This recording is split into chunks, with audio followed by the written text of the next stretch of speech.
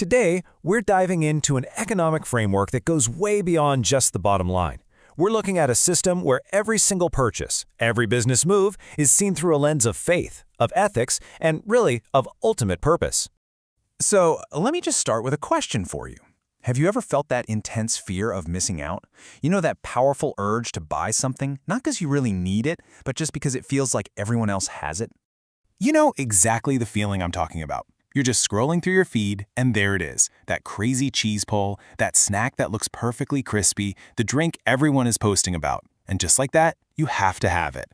Well, that feeling, that trend-driven impulse, is the perfect place to start if we want to understand a totally different way of looking at our economic lives. So how do we get from that impulsive, I need it now reaction to a more mindful one? Well, this is where this other economic perspective really shines. It gives consumers a kind of guide that isn't about just restricting yourself, but it's all about intention. It's a guide to really thinking about why we buy the things we buy.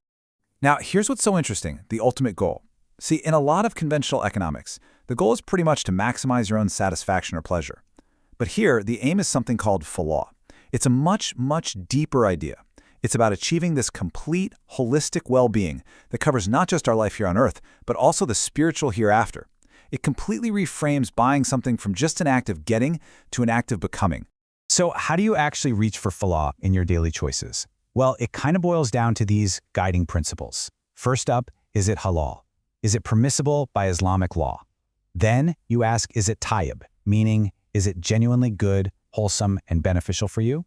And then the framework has these two big warnings. Avoid israf, which is just excess, and avoid tabzir, which is straight up wastefulness. It's all a call for balance and thinking things through. Okay, so we've looked at the consumer side of things. Now let's flip the coin and look at the other half of this whole equation, the producer. How does this framework totally change what profit even means for a business? And this chart just lays it out so clearly. A business working within these principles has like a triple aim. So yeah, financial profit, keuntungan, that's part of it. You gotta have that. But it's balanced by two other equally important goals. There's maslahah, which is all about actively helping society and doing good for the public. And then there's barakah, or blessings, the idea that the business itself is a source of goodness and gets divine favor. Success isn't just about the money you make, it's about the positive impact you have. And this whole triple aim is held up by a set of ethics that are completely non-negotiable.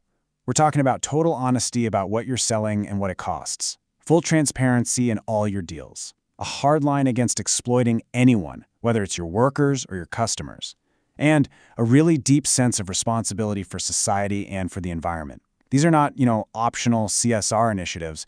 They are the absolute foundation of the business. Okay, so now that we've seen things from the consumer's angle and the producer's angle, we can put the two worldviews, the conventional model and the Islamic one, right next to each other to really see where they differ. And the biggest point of conflict, really, it all comes down to the ultimate goal. The conventional approach, a lot of the time, just boils down to maximizing your own personal pleasure and satisfaction. But the Islamic approach, like we've been talking about, is aiming for that bigger, holistic, long-term well-being we called falah. And that one difference changes everything that comes after it. And the key differences are all right here. The goal, it shifts from satisfaction over to falah. The boundaries in a conventional system are pretty free, right? But in the Islamic framework, they're guided by Sharia, the body of law that lays out what's permissible and what's not. And maybe the most important part, look at ethics. In so many conventional models, ethics can feel optional. Here, they are absolutely mandatory. And all of this leads to that last point. The impact isn't just seen as affecting this world, but the next one too. Okay, I know, this is all really interesting theory, but how does it actually apply to our lives? Let's take these big ideas and make them practical. Let's put them right into your shopping cart. So let's go all the way back to the beginning. Remember that viral food you saw online? Instead of just automatically hitting buy now, let's run it through this new framework we just learned about.